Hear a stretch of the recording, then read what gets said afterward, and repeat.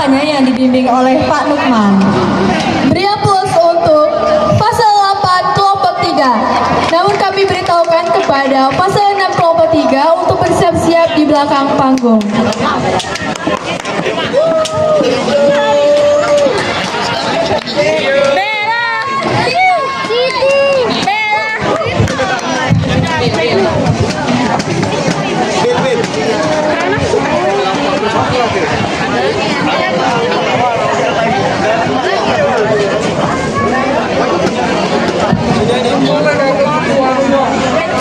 Assalamualaikum warahmatullahi wabarakatuh. Selamat siang kepala sekolah, bapak atau ibu guru, wali murid, dan teman-teman lainnya yang berbahagia. Pertama-tama marilah kita panjatkan puji syukur kepada Allah Subhanahu wa Ta'ala karena telah memberikan rahmat, kesehatan, dan keselamatan sehingga kita dapat berkumpul di tempat ini. Adapun topik yang akan kami bahas hari ini yaitu sekolah anti perundungan. Sebelumnya, kenalkan nama saya Zaskia Arbela yang akan bertugas sebagai moderator pada hari ini. Sebelumnya kami akan memperkenalkan diri kami masing-masing.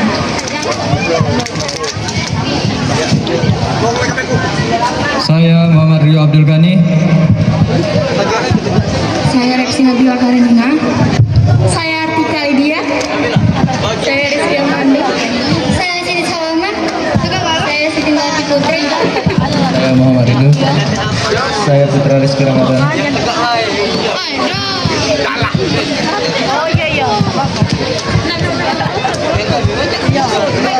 Kami dari kelompok 3 fase E8 yang akan melakukan kampanye anti perundungan. Kami berdiri di sini bertujuan untuk membuat kalian dan bahkan kami sadar akan bahayanya perilaku perundungan atau bullying. Presiden Joko Widodo memiliki misi mewujudkan Indonesia maju yang berdaulat, mandiri, dan berkepribadian melalui terciptanya profil pelajar Pancasila. Dalam hal ini, Kementerian Pendidikan, Kebudayaan, Riset, dan Teknologi Kemendikbudristek berupaya mewujudkan peserta didik dan memiliki profil pelajar Pancasila. Salah satunya dengan dukungan ekosistem sekolah yang kondusif dan saling mendukung. Untuk mewujudkan misi tersebut bukanlah perkara yang mudah. Faktanya di lapangan, di saat ini permasalahan peserta didik di lingkungan sekolah masih terjadi. Salah satu permasalahan peserta didik di sekolah adalah adanya perilaku perundungan. Tahukah kalian apa itu perundungan? Menurut Kamus Besar Bahasa Indonesia KBBI, arti kata perundungan adalah proses, cara, perbuatan merundung yang dapat diartikan sebagai seseorang yang menggunakan kekuatan untuk menyakiti atau mengintimidasi orang-orang yang lebih lemah darinya. Baiklah, buat kalian yang kurang mengetahui apa saja contoh perilaku perundungan itu, kami akan menampilkan simulasi singkat mengenai perundungan, di mana semuanya fokus ke depan agar paham.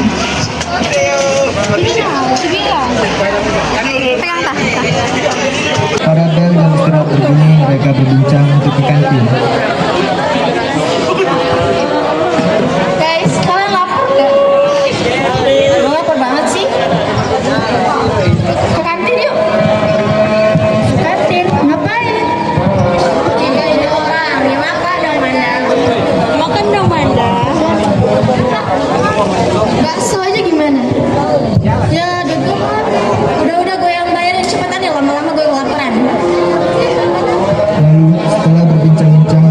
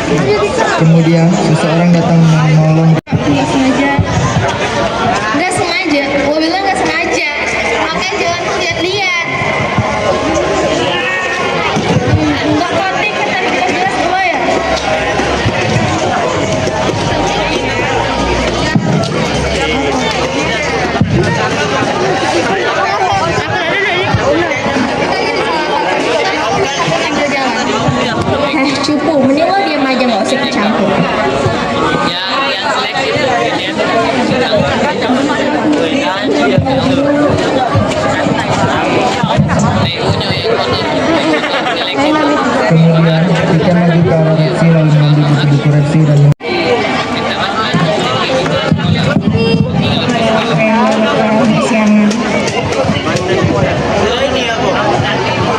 Lagi datang-datang itu campur.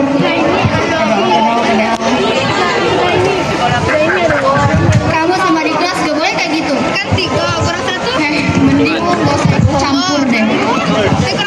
Bukannya mau ikut campur, harusnya kamu ngasih contoh yang gak sama di kelas yang pernah kayak gitu.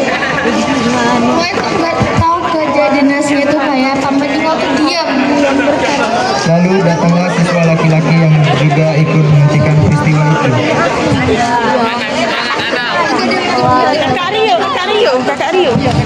Hei,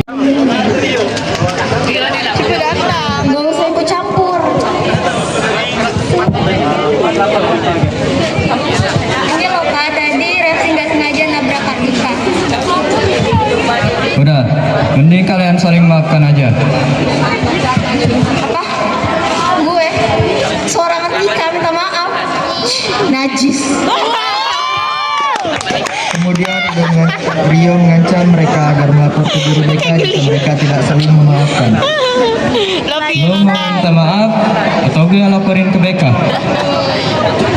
Apaan sih? Pakai ngadu basi tau nggak? Oh, jadi benar. Mau gue laporin ke BK supaya lo dimarahin. Apaan coba?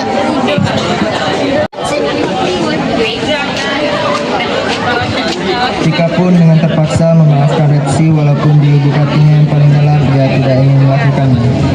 Yaudah ya, gue minta maaf. Drama pun selesai. Sekian. Sekian lagi. I love you Tika. Tika Hayati.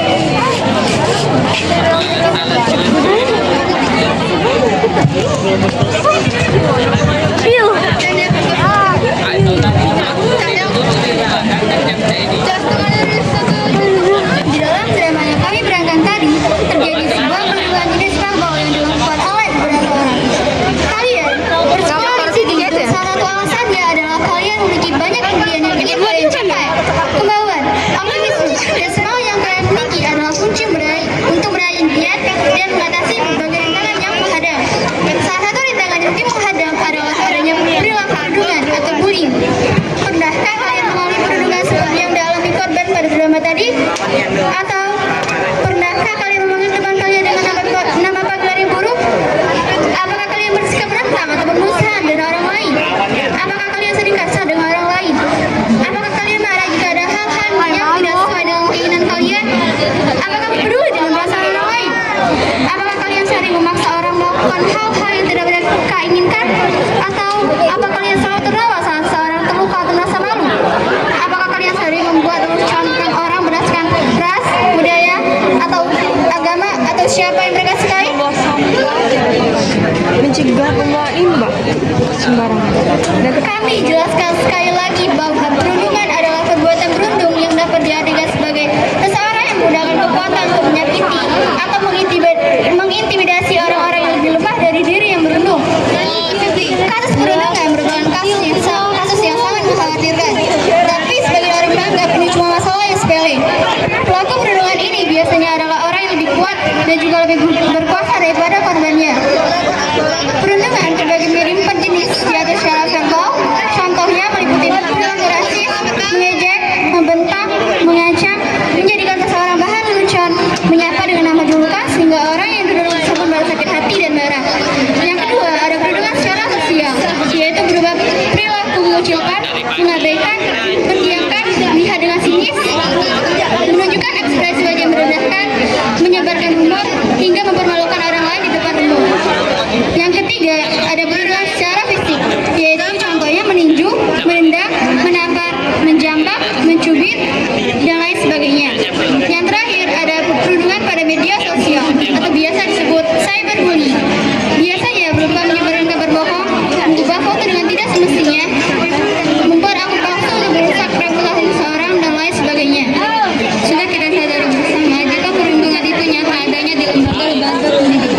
Kita lihat dari drama tadi, yang dimana korban diam saja ketika dirundung. Memang setiap orang itu berbeda-beda. Ada yang takut untuk membela diri, dan ada juga yang berani. Tetapi kebanyakan korban akan merasa takut. Sebenarnya kita tidak perlu takut menghadapinya. Hal yang bisa kita lakukan saat dirundung yaitu bersikap tenang. Ambil nafas dalam-dalam, kemudian hembuskan keluar. Angkatlah kepalamu, lalu pandang pelaku dengan tegas.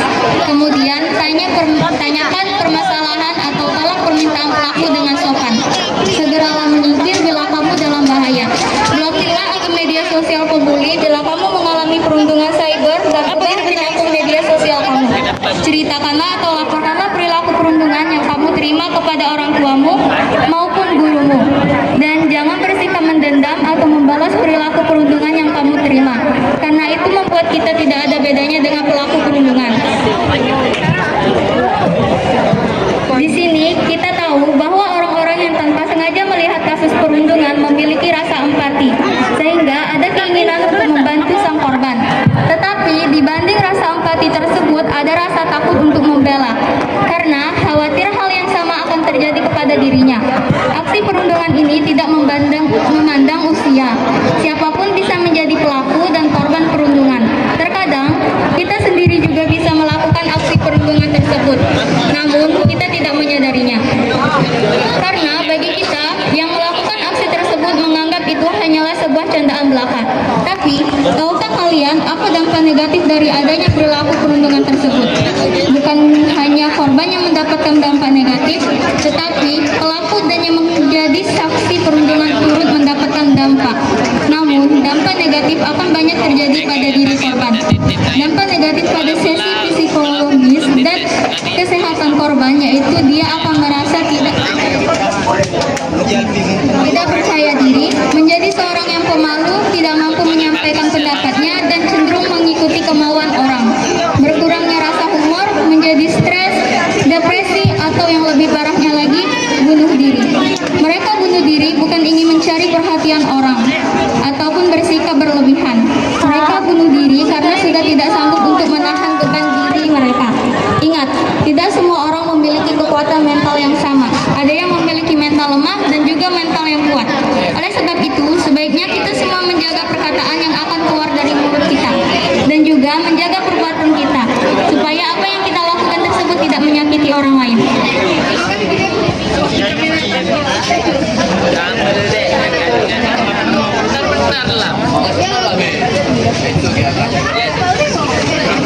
Lalu, setelah mendengar apa yang kami katakan, apakah kalian siap menerima semua perilaku perundungan? Tentu saja tidak, karena jalan kita masih panjang untuk sebuah kebaikan. Bukankah kita semua ingin lingkungan kita aman, nyaman, dan menyenangkan sehingga kita bisa bebas belajar dan berkreasi? Maka dari itu, untuk mencegah, mengurangi, dan menghilangkan itu semua, kita harus berusaha untuk bergotong royong menempatkan posisi kita sebagai akhir yang menjadi contoh untuk seluruh siswa di SMA ini. Bukan hanya itu, kita juga harus berani menentang jika menemukan perilaku perundungan tersebut. Ini semua nggak akan pernah berakhir kecuali kita memulai hal yang baik mengenai ini. Kami di sini mengajak kalian semua untuk berhenti melakukan perundungan. Jika kita melihat adanya perundungan, jangan takut untuk melapor. Mari, jadilah generasi pelopor. Ayo, kita hentikan perundungan sebelum perundungan yang menghentikan kita dari masa depan. Be a buddy, not a bully. Karena kita adalah kawan dan bukan lawan. Semoga kita semua di sini menjadi remaja-remaja utama yang selalu bahagia, berprestasi, dan juga peduli. Kata